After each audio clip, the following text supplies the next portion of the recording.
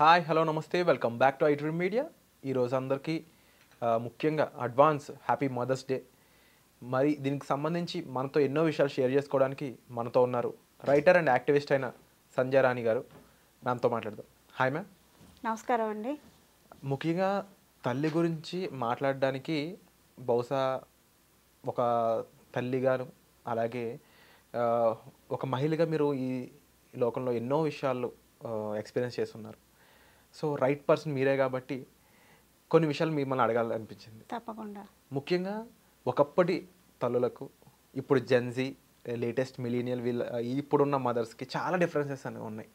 సమాజంలో పిల్లల్ని చంపుకునే తల్లులు బహుశా ఈ కాలంలోనే వచ్చారు. ఆ, అంటే కనీసం మానవత్వం లేకుండా వాళ్ళు చేసే పనులు అలా ఉన్నాయి.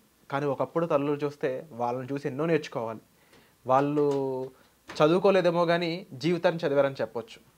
అప్పటి తల్లులకి ఇప్పటి తల్లులకి వ్యత్యాసం, అలాగే మీ మాట ఏం చెప్తారు?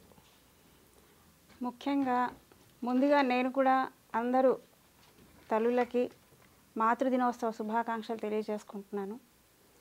మీరు అడిగిన ప్రశ్నల్లో నిజమే మీరు చెప్పింది. పూర్వకాలం తల్లులకి అంతగా చదువు లేదు. ఎందుకంటే వాళ్ళకి ఎన్నో ఆంక్షలు, ఇంట్లో కుటుంబ బాధ్యతలు, బయటికి వెళ్ళనిచ్చేవాళ్ళు కాదు. సో ఈ కుటుంబం వరకే వాళ్ళు పరిమితం అయిపోయేవాళ్ళు. వాళ్ళకి పిల్లలే ప్రపంచంగా ఉండేది. తల్లి ఎప్పుడూ కూడా పిల్లల్ని ఒక ప్రొటెక్టివ్గా, అంటే ఇప్పుడు పక్షి చూడండి, ఏదన్నా గద్ద వస్తుంది అంటే కింద కోడి పైన గద్ద వస్తుంటే కోడి పిల్లల్ని ఒక కోడి ఎలా రక్షించుకుంటుందో, తల్లి కూడా ఎప్పుడు కూడా పిల్లల్ని రక్షించుకోవడానికి, కాపాడుకోవడానికి, మంచి చెడ్డలు చెప్పడానికి అహర్నిశలు ఇక ఆవిడకి పిల్లలే ప్రపంచం. దానికి చదువుతో సంబంధం లేదు. ఆ రోజుల్లో ఎలా ఉండేవంటే గుళ్ళల్లో హరికథా కాలక్షేపాలు కానీ, లేదా ఎవరైనా పెద్దవాళ్ళు ఏదైనా మాటలు చెప్తున్నా కూడా విని ఆ మంచి మాటలు పిల్లలకి తల్లులు చెప్పేవాళ్ళు కూర్చోబెట్టుకొని, లేదా జోల పాటలు, లాలి పాటలు పాడటం, నీతి కథలు చెప్పడం, ఇలా చేస్తూ పిల్లల్ని పెంచుకుంటూ వచ్చేవారు. కాలక్రమేణా మీకు ఆడవాళ్ళు కొంచెం ఒక ముందడుగు వేసి చదువుకోవటం, కొంచెం ఇంటి నుంచి బయటికి రావటం, ఉద్యోగాలు చేసుకోవటం. ఈ మధ్యకాలంలో అయితే చదువు లేని వాళ్ళంటూ లేరు, అందరూ చదువుకున్న వాళ్ళే ఉన్నారు దాదాపుగా. కాకపోతే ఇప్పుడు చూస్తున్న ఈ తల్లుల్ని అప్పటి తల్లుల్ని చూస్తుంటే చాలా వ్యత్యాసం ఉంది. తల్లి ప్రేమ ఒకటే కావచ్చు, కానీ కుటుంబ బాధ్యతలు, పిల్లల్ని చూసుకోవటం, ఉద్యోగ బాధ్యతలు, వీటన్నిటి వల్ల కూడాను తల్లి చాలా స్ట్రెస్ ఫీల్ అవుతుంది. కానీ తల్లి ప్రేమ ఒకటి కాదేమో అనిపిస్తుంది. ఎందుకంటే ఇలాంటి తల్లులను చూస్తున్నప్పుడు అంటే బిడ్డను చంపుకునే అంత క్రూరత్వం వాళ్ళలో ఎలా నిండిందంటారు? దానికి గల కారణం ఏమై ఉంటుంది? లేదంటే వాళ్ళ పెంపకం అలా జరిగిందా? వాళ్ళ పెరిగిన టైంలో అలాంటి భయాలు లేకపోతే అలాంటి క్రూరమైన ఆలోచనలు వాళ్ళని ఎప్పుడు కమ్మేసి ఉంటాయంటారు? అంటే ఒక వ్యక్తితో రిలేషన్షిప్ కోసం కన్న బిడ్డను చంపేసుకుని వెళ్ళాల్సిన అవసరం లేదు కదా అనేది. లేదు, అది చాలా తప్పు. ఈ రోజున ఆడవాళ్ళ గురించి మాట్లాడాలి అంటే సిగ్గుపడుతున్నాను. నేను ఒక తల్లిగా నేను సిగ్గుపడుతున్నాను. ఎందుకంటే పిల్లలు ఎక్కడైనా సరే మీరు చూడండి, తండ్రిని నమ్మకపోవచ్చు కొన్ని విషయాల్లో, కానీ తల్లి అంటే వాళ్ళకి గుడ్డి నమ్మకం అన్నమాట. ఎంత నమ్మకం అంటే మా అమ్ముంది మాకు అనే ఒక భరోసా, ధైర్యం. తల్లి కూడా పిల్లల కోసం, అంటే ఎవరిని ఏదైనా అన్నా కూడా పిల్లల్ని కోపం వచ్చేస్తుంది అనమాట తల్లికి, నా పిల్లల్ని అంటారా అంటే. అంత ప్రొటెక్టివ్గా ఉండే తల్లి ఎవరితోనో ఏదో రిలేషన్షిప్ కోసం అని చెప్పేసి పిల్లల్ని చంపుకోవటం అనేది అది చాలా హేయమైన చర్య.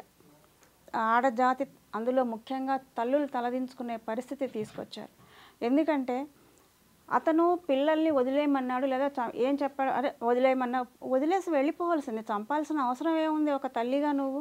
అసలు పిల్లలకి ఇంత దెబ్బ తగిలినా, కొంచెం జ్వరం వచ్చినా తల్లి ఆహారం మానేసి పిల్లల దగ్గర కూర్చుంటుంది. అహర్నిశలు కూడా నా బిడ్డకి ఏమైపోయిందో అని ఏడుస్తూ కూర్చుంటుంది. లేదా ఇంకా జ్వరం కానీ దెబ్బ తగిలితే అర్ధరాత్రి అపరాత్రి అని కూడా చూడకుండా పిల్లల్ని భుజాల మీద వేసుకొని హాస్పిటల్స్కి పరిగెత్తే తల్లుల్ని కూడా నేను చూశాను. అలాంటి తల్లి తన కడుపున పుట్టిన 3 పిల్లల్ని చంపుకున్నది అని అంటే అది చాలా హేయమైన చర్య. ఆడజాతి ముఖ్యంగా తల్లులు తలదించుకోవాల్సిన పరిస్థితి వచ్చింది. అది కరెక్ట్ కాదది. అంటే మనం సమాజంలో చూస్తూ ఉన్నాం రకరకాల కుటుంబాలని, రకరకాలైన మనస్తత్వాలు ఉన్న మనుషుల్ని చూస్తూ ఉన్నాం. కానీ ఇప్పటి వరకు కూడా, అంటే ఈ 2020 వచ్చే వరకు కూడా పిల్లల్ని చంపుకున్న చల్లిని ఎక్కడా చూడలేదు. ముఖ్యంగా వీళ్ళలో ఈ ఆలోచనలు నిండడానికి గల కారణం ఏమై ఉంటుంది? వాళ్ళ భర్త, లేకపోతే వాళ్ళ కుటుంబమా, లేకపోతే ఒకప్పుడు వాళ్ళకి ఇష్టం లేని పెళ్లి చేసిన వాళ్ళ తల్లిదండ్రులా? ఎవరిని నిందించాలంటారు? ఇక్కడ పరిస్థితులు కూడా కొన్ని కారణం కావచ్చు, కాదని అనట్ల. ఇష్టం లేని పెళ్ళి కావచ్చు, భర్త ప్రవర్తన వల్ల విసిగిపోయి ఉండొచ్చు. ఎంత అయినా కూడా ఎటువంటి పరిస్థితుల్లో అయినా సరే తల్లి బిడ్డల్ని చంపుకోవటం అనేది చాలా చాలా చాలా హేయమైన చర్య, క్షమించరాని నేరం అది అసలు. ఎంతమందో ఆడవాళ్ళు ఉన్నారండి, భర్త వల్ల సమస్యలు ఎదుర్కొంటున్న వాళ్ళు ఉన్నారు, ఎన్నో సమస్యలు ఎదుర్కొన్న వాళ్ళు ఉన్నారు, కష్టాలు పడ్డ వాళ్ళు ఉన్నారు. ఆఖరికి తల్లులు తను తినకపోయినా సరే పిల్లల కోసమన్నా సరే వాళ్ళు పస్తులు ఉండి లేదా కూలి పని చేసుకొని వచ్చి పిల్లల కడుపులు నింపుతున్న తల్లుల్ని నేను చూశాను. అటువంటి తల్లులున్న ఈ లోకంలో ఇలాంటివి జరగడం అనేది అది ఇవాళ ఇదైంది రేపు ఇంకొకటి అవ్వచ్చు. సో ఫైనల్గా ఏమంటారు, ముఖ్యంగా తల్లిలు ఎలా చేయడం, దీనికి సంబంధించి గవర్నమెంట్ మరి యాక్షన్ తీసుకోవాలా, లేకపోతే సామాజికంగా ఎంతోమంది మహిళా శక్తికి సంబంధించి బయట మాట్లాడే మీలాంటి వాళ్ళు ఎలాంటి యాక్షన్ తీసుకోవచ్చు? మరీ ముఖ్యంగా స్కూళ్ళల్లో అయి ఉండొచ్చు, ఎందుకంటే పిల్లలు అక్కడి నుంచి తీర్చిదిద్దారు కాబట్టి అక్కడ ఎలాంటి యాక్షన్ తీసుకోవచ్చు? సొల్యూషన్ ఏం చెప్తారు? సొల్యూషన్ అంటే ఫస్ట్ మనకు భగవంతుడు అనేవాడు ఒక బ్రెయిన్ అనేది ఇచ్చాడు. అవతల వాళ్ళు ఏం చెప్తున్నారు, ఇప్పుడు ఒక మనిషి తప్పు చెయ్యి చెడు చెయ్యి అన్నాడంటే, నిన్ను చేయమన్నాడంటే రేపు వాడు నీ విషయంలో కూడా అదే చేస్తాడు. ఆ ఒక్క పాయింట్ పట్టుకొని రియలైజ్ అయితే అందరూ బాగుపడతారు, ఈ సమస్యలే రావు. ఇప్పుడు క్షణికావేశంలో తొందరపడి ఏవో అట్రాక్షన్స్కి మీరు లోబడిపోయి ఇలాంటి చర్యలు చేయడం అనేది కరెక్ట్ కాదు. కొంచెం ఒక్క క్షణం మీరు ఆ అట్రాక్షన్ అనేది పక్కన పెట్టేసేసి వివేకంతో కనుక ఆలోచిస్తే మీకే తెలుస్తుంది. అంటే ఆ వివేకంతో ఆలోచించే అంత టైం కానీ, లేకపోతే ఆ సందర్భంలో వాళ్ళని కట్టడి చేయలేని సిచ్యువేషన్లో అక్కడ భర్త ఉండకపోవచ్చు, లేదంటే అత్తమామలు ఉండట్లేదు ఈ మధ్యకాలంలో, ముఖ్యంగా న్యూక్లియర్ ఫ్యామిలీస్. అవును, ఇది కూడా ఒక రీజన్ కింద చూడొచ్చు అంట. అవును చూడొచ్చు. ఎందుకంటే పెద్దవాళ్ళు ఉంటే పెద్దవాళ్ళ పెంపకం వేరు. వాళ్ళు అంటే అసలు కంటే వడ్డీ ముద్దు అంటారు కనుక వాళ్ళకి కొడుకు పిల్లల మీద కానీ కూతురు పిల్లల మీద కానీ ఉండే మమకారం వేరుంటుంది. వాళ్ళకి మనవలు మనవరాలతోటి చాలా టైంపాస్ అవడమనే కాదు, వాళ్ళకి తీసుకునే శ్రద్ధ ఇలాంటి ఉద్యోగస్తురాలైన తల్లులు ఒక్కొక్కసారి తీసుకోలేకపోవచ్చు. సో అటువంటప్పుడు నా దృష్టిలో ఏంటంటే ఇంట్లో పెద్దవాళ్ళు అనేది ఉండటం అనేది చాలా అవసరం. మీ ఇంట్లో ఉండకపోయినా కనీసం పక్క ఇంట్లోనన్నా పక్క ఫ్లాట్లో అన్నా వాళ్ళని ఉంచుకోవచ్చు కదా.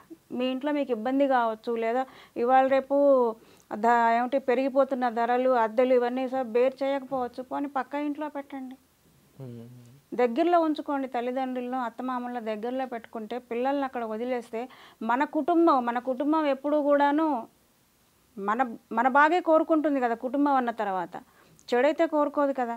సో అలాంటప్పుడు వాళ్ళు పిల్లలు ఇంకొంచెం బాగా పెరుగుతారు వాల్యూస్ తోటి.